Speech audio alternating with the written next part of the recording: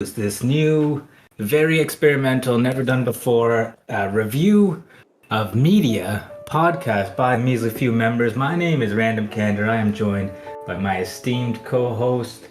Look around. Look around. Why don't you introduce yourself? Her name's not Look Around. It is in this Discord bit. Willy the Warden, ladies and gentlemen. Yeah. Willy the Warden, who actually has, in a roundabout way, accused me of being a groomer by refusing to have a local meetup in our small Canadian town. His mom had the red flags. Her ears were up, concerned about this guy catfishing. There's no way this handsome brown man would ever be interested in meeting up with this wayward, tipping movie crowd shushing gentleman. Go on. It's not that my mom doesn't just trust you. It's just she just needs a little more info. That's all. But no, I understand if you don't want to give it and everything. It's totally cool. Wait, to be on the record, Willy is above 20 years old, yes. and you also what was the info she wanted? She wanted like my fucking address, or she wanted my phone number? Kind of. Yeah. Just a little bit.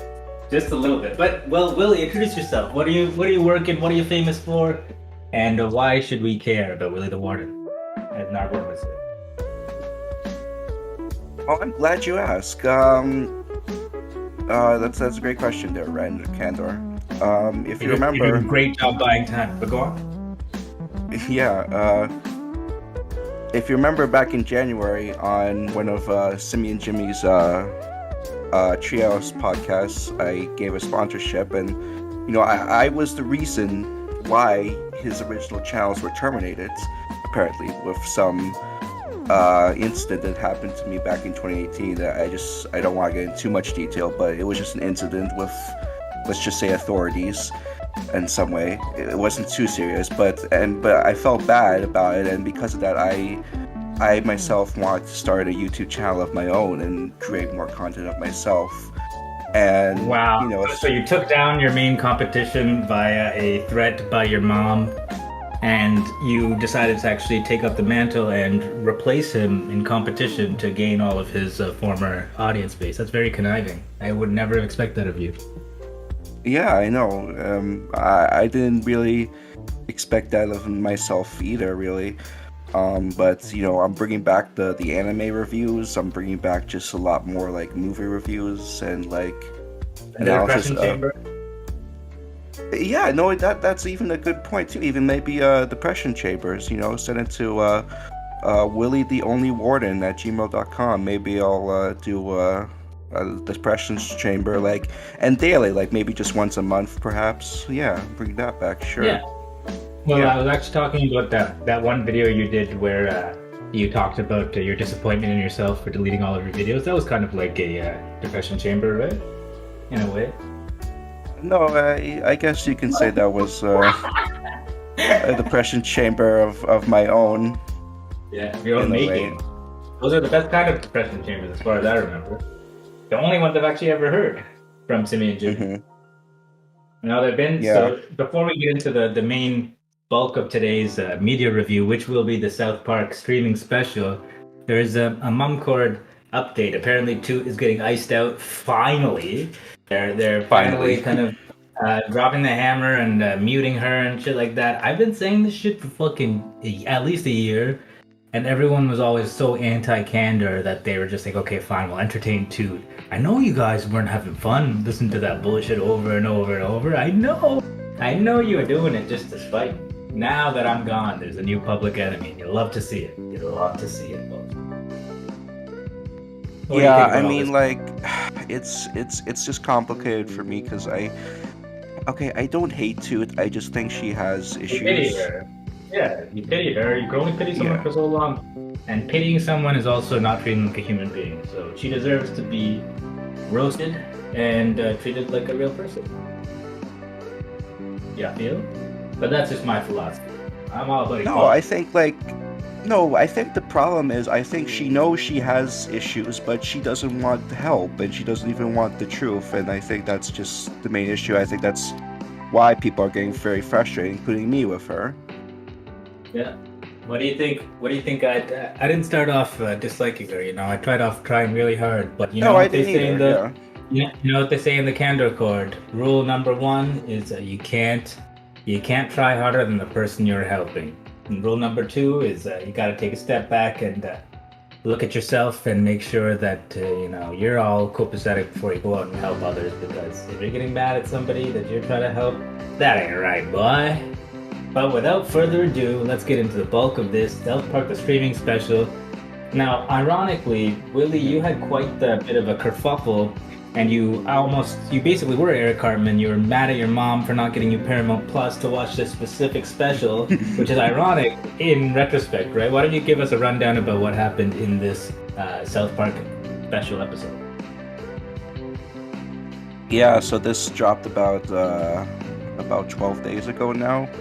Who first? It was the new special for Paramount Plus because the thing is if you don't know back in 2021 I'll just explain this quickly. Paramount, or I believe Viacom, made a promotion deal to South Park to last the franchise, or just the show to last until 2027 with like special movies and stuff like that. So Mm-hmm. that's like what, like 6 more years of South Park still. Oh, Yeah. so that story of like their whole streaming stuff, eh? But they're exclusive to Paramount Plus now? No, they're not, because back in 2019 it was HBO Max that's won a bidding war with streaming rights for South Park, and Nice. yeah, and uh that was before Paramount Plus was still called CBS All Access, which was a streaming service, came out Ooh. way back in 2014, but people weren't really using it that much. So, but then it got rebranded to Paramount Plus as a bidding war because of HBO Max winning that deal with South Park.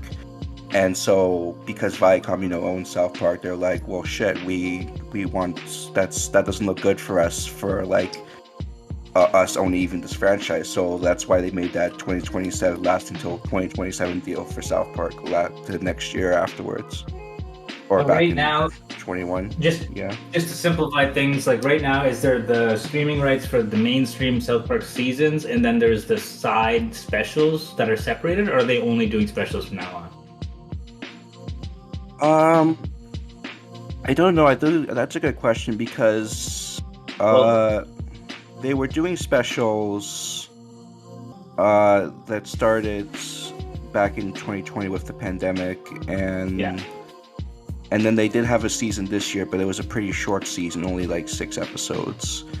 And I'm expected to believe that we're gonna get more specials rather than seasons. Yeah. I wouldn't blame Because them. and if I am correct, there's gonna be at least one more South Park special that will come out this year later on. Yes. Okay. So, Willie, you gave us a little bit of background, a little bit of the lore. Tell us what happened in the special. There's going to be spoilers, so Yeah. viewer beware. Mhm. Take us through the special through your eyes. Look around. Yeah. All right, yeah. So this is basically a good satire on basically the streaming wars, because eventually enough, well, the streaming wars is actually a metaphor for the water usage in Colorado, South Park. But for us, it's of course a satire of streaming services, of how we view and uh, contain our content and all of that.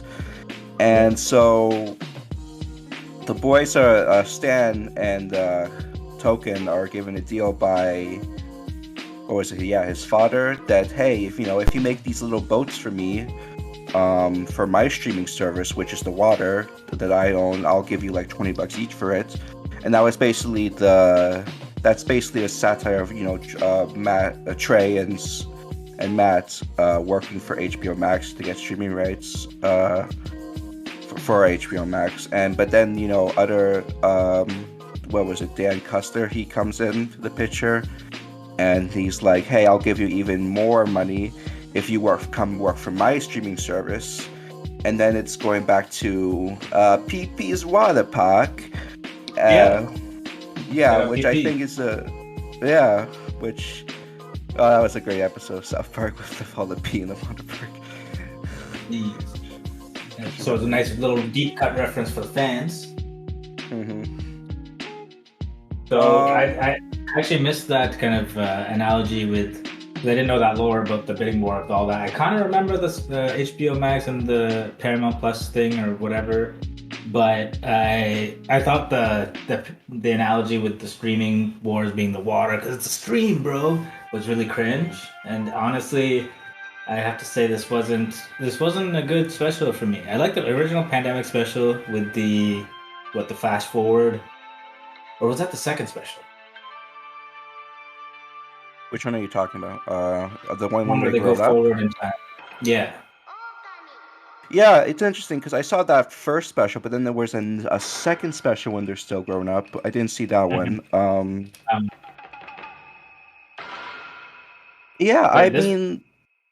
This one I wasn't a fan of, I have to say.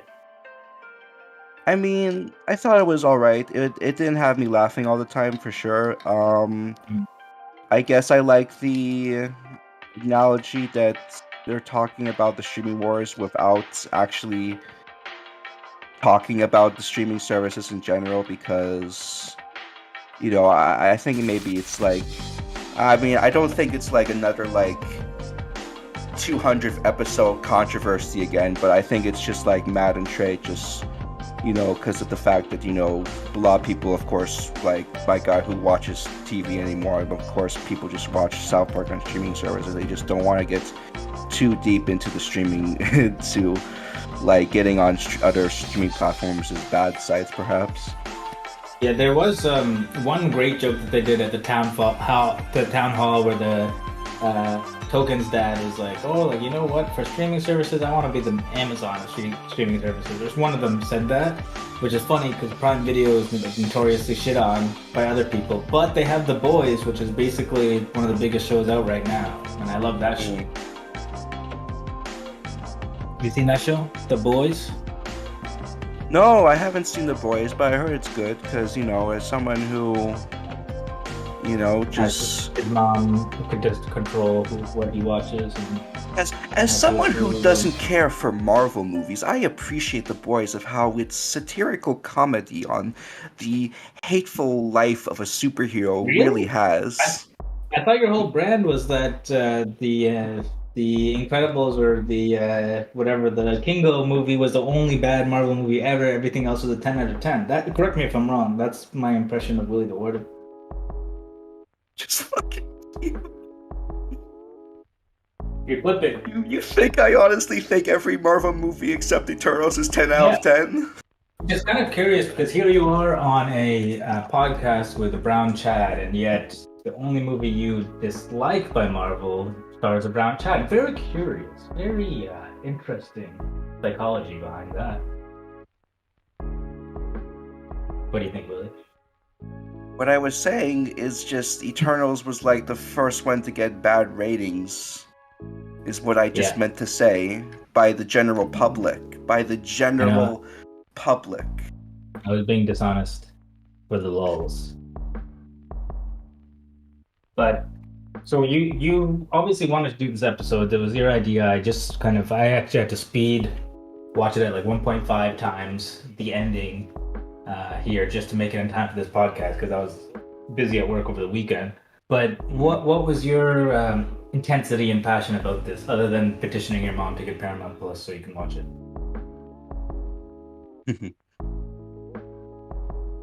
What struck you about the thing this? Ever since I heard last year that South Park was renewed till 2027, I was like, damn, like that long still South Park? I'm like, because South Park in general is something very special to me. I don't even really I don't even view South Park as a show to even really laugh at it much. I think it's a very important show. How it takes, of course, very taboo and serious controversial topics and to shed some light on it and to view it all together as together in the world and how I feel you. It's a good commentary venue. Yeah, it's more commentary that I think social commentary that I think it is satire in that way. And well, it can be both. Yeah, no, it definitely can be both. And that's why I just love it for it because it goes that extra mile that's of course other shows are too scared to go, and that's why I really appreciate it. Yeah. But on the flip side, I also think that it does run the risk of becoming too preachy and too holier than thou, and like, hey guys, you know what I learned today? I learned we should just respect each other and make sure that we don't just come into that like get into that, which I think it did with it. Like, what the fuck was going on with Cartman's mom? Like in this episode, was that all just like a B plot or?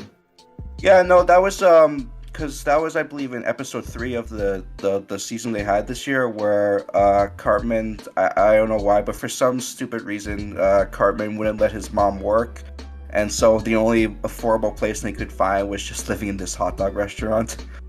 Okay, so it's just continuity from the incorporated. Yeah. Dying fundraising, I guess. Mm-hmm. But I agree with you. I think South Park is a great voice of that generation and was able to really kind of poke holes in both sides, quote unquote, more bipartisan roasting than some other areas, which tended towards more liberal stuff. Which that's more my scene, but at the same time, I can still appreciate how things could be one note with SNL and all this kind of stuff, just being like, okay, like, give it a rest. Yeah, for sure. Who is your favorite South Park character? Oh man, I think it's just a tie between Randy or Butters. Because Butters is just so naive and innocent, and he's like the childhood innocence of the show in general. I think you're like Butters. Yeah. You remind me of Butters. Really? He's a sweet guy, wants the best for everybody else. Is sometimes naive to a fault, but at the same time, that's just what makes him so lovable. And Randy, I think I really like what they're doing with Randy in the newer seasons too, because of how he's just, he still wants what's best for his his family and everything, but he's just sometimes so damn stupid and just not knowing about Chinese politics and just thinking wheat farm is his own idea. I think they've flanderized him a bit. Like, I think that I fucked with him up until like the era where he was like, I am Lord, yeah. Like, that was still kind of funny to me. And like the fucking testicle tumors and shit like that. Like, oh yeah. Like, that stuff was funny, but soon after that he became a little bit too outrageous and like stupid for. I think he just became too much of a homer, I guess. Yeah, I guess so. But even like Homer has a little bit of depth to him. Randy has just become like basically the new Cartman, or like it's like, okay, you make things happen and like we just have to work around you. Cartman's kind of like took a backseat in this episode, which is, I guess, refreshing in a way, but also I find the entertainment value suffered for. Yeah, he did. I mean, I guess we can get into the problems of it too. I mean, for one, you said you actually did not like this special. I'm curious. I thought I was like half with it. Like, it's like half for me. It's not great, of course, but I was like, it's not terrible. I mean, I didn't hate it. I thought it was just in the middle of there. But you say you didn't like it, so explain.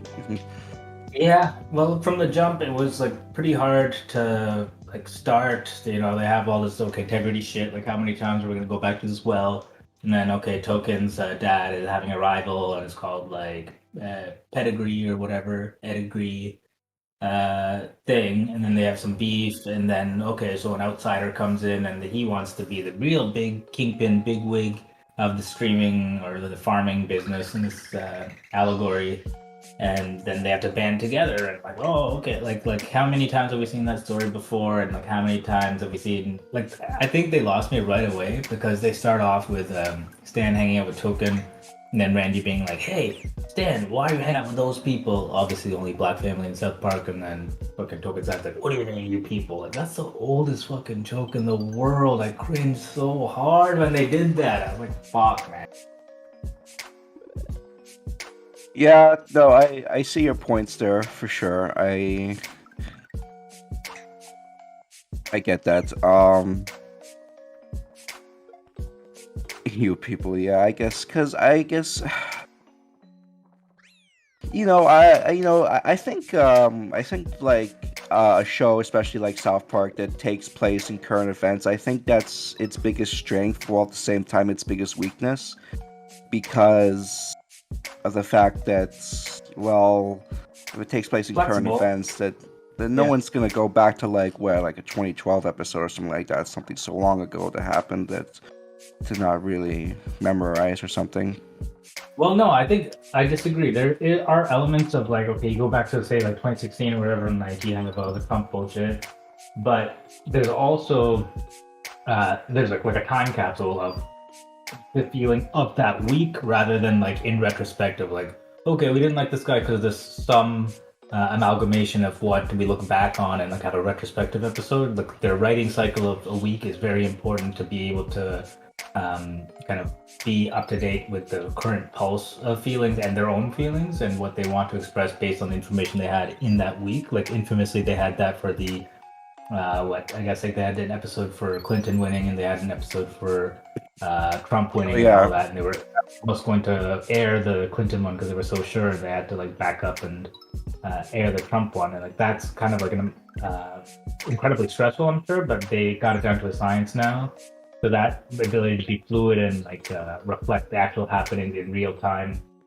yeah. Well, But that's what I meant. Like its biggest strength and its weakness, like how like almost they believe Clinton was gonna win, but actually Trump won. So it's like fuck, we have to go back and redo this. That's why. but that's a weakness in terms of the writing development, in terms of the stress for the staff, not necessarily a weakness of the show itself, Yeah. unless it shows they were unprepared for that kind of story arc, which I wasn't too obvious for me. Um. What do you think were the best parts of this episode? Or why did you like it, or why did you not dislike it? hmm. I mean, I didn't hate it. I think I enjoyed like um that crime noir guy that was trying to just help out everyone, and then he gets killed by Man Bear Pig. Which, by the way, I guess I didn't like how Man Bear Pig was like some sort of like working guy, because I always believe just Man Bear Pig is just like an animal who doesn't really have True. intelligence, and I don't agree that he's actually like has the intelligence to be working for some woman. But is that not an apt allegory for the blue collar class, for the upper elite that just think they're manual labor when really they got more voting power, they got ability to affect change, and they're dismissed too often? I'm going for a reach now, but that could be one rationalization of that. Yeah, sure, perhaps. I'm a genius. You Say it. no.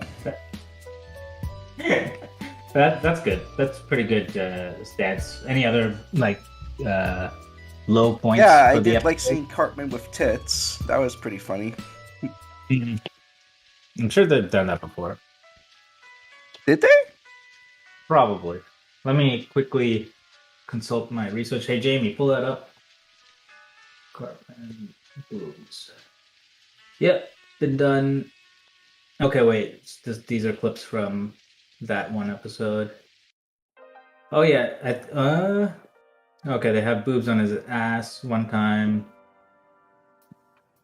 I think they just make fun of him for being fat for having like moves, but I think you're right. I think it might be the first time this episode, which is actually quite surprising to me. Yeah, I'm just trying to think of to say. I mean, with the course the social commentary on streaming services in general. Like, I guess what's your thought on the whole streaming services in general? Because some say it's too much. Some say, of course, it's not even enough. Some say, of course, it's just a way of the new future. I mean, what are your really opinions on it, for starters? I think it's probably going to get like I know this is a little. I've probably heard this before. And I'm just parroting it, but I think there's going to be something that just loops a bunch of streaming services together. Or like in Canada, like we don't have like HBO Max, and we don't have certain ones, so we have like replacement kind of things that take bits and pieces or take individual shows and get the rights in our country versus the States. And I think it's going to be like something more similar to that. There's going to be some type of conglomerate, because like most people I would say that watch TV in the first place or watch kind of streaming shows, they already like will probably have like Prime Video just from having Amazon Prime, and then they might have Netflix because that's like the biggest name. But then they might have maybe one more, but they have at least two kind of streaming services, Disney Plus or something like that. So it's going to go to a direction where people kind of like would prefer to just subscribe to one that has everything, like cable used to have, versus having all these different things that only have one good show on them. Like The Boys for Amazon, like Netflix, I guess, has The Witcher, Stranger Things, I guess, if people still pay attention to that. HBO has Euphoria, has their movies, like the Snyderverse bullshit. And what else is out there? What other kind of like one, like Paramount, I guess, has the South Park specials. That's why you wanted it, right? Yeah, I guess so. That's right. Only one big hitter for each streaming service, really, at least at one season at a time. Like BoJack is over, all the other Netflix shows kind of flopped, so it's kind of on the way out, even though it was the best in class for a period of time. Well, I mean, of course, like there was that controversy, or not controversy, I guess, but this year with like Netflix, like how like they dropped a bunch of like animated projects and stuff like that, and they just let go of a lot of animators because they just weren't making enough money, I guess, from Netflix. So I don't know. You think Netflix might be out of the way soon? Yeah, I feel like they bet big, and then streaming just became too popular and diverse. Because there's a point of time where like Amazon was thought of as like the really big underdog, and like no one will ever be as good as Netflix. Then Disney Plus came out and pulled all their Marvel stuff, which was a big draw, and then that kind of fractured everything, I think. Yeah, I see that too. Yeah, I'm not sure what to say. I guess South Park has just been, I guess, the slowest of season or just specials because of the pandemic. Of course, there's not much to talk about since then. But it's just moving on to something else. To like, of course, about the streaming service is a little enlightening to see still, I guess. Yeah, it's nice to see some originality, some I guess meta content. I guess that's one thing that I would say is cool, because I didn't really have that context going into it. You had to explain that to me, that this is kind of a self-referential thing for the South Park writers, which made it felt some catharsis in writing. Felt like it's a passion project, even if I didn't appreciate the polished end product. At least the intention was good and it was semi-original. Yeah. So there you go. Any closing thoughts about the pandemic special and the first episode of the Measly reviews?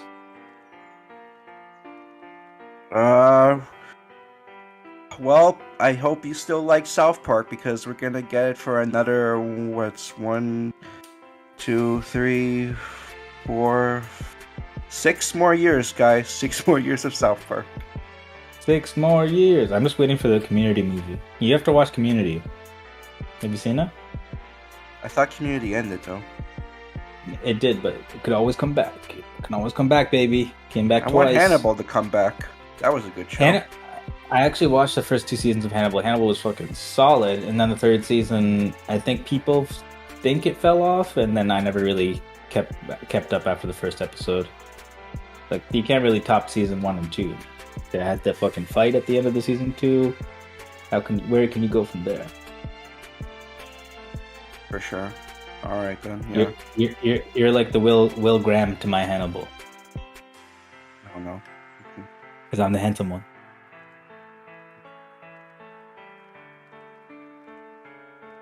Right, Willy? Yeah. Well, thank you for tuning in to the Measly Reviews. My handsome, industrious co-podcast header, Willy the Warden. Why don't you plug some of your stuff going on?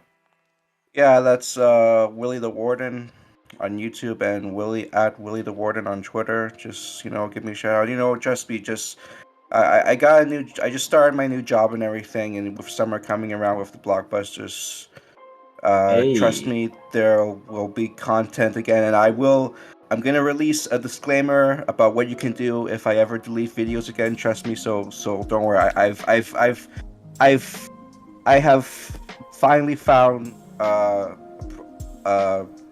solution to the problem. Okay, Final solution. Final solution. So trust me. So we can re-upload all your stuff to the Measly Few channel. Maybe is what you're saying. Possibly. Sure. I'm gonna do that with or without your consent. And I am Random Kandor. You can follow me at Random Kandor without the O, so RANDOM KANDR on Twitter because my original got banned. And you can find me in the YouTube for Random Kandor, RANDOM KANDOR. Search that up and find quality content near you. Thank you so much for visiting our humble site, and we will continue to post these keynotes as they come. Peace out.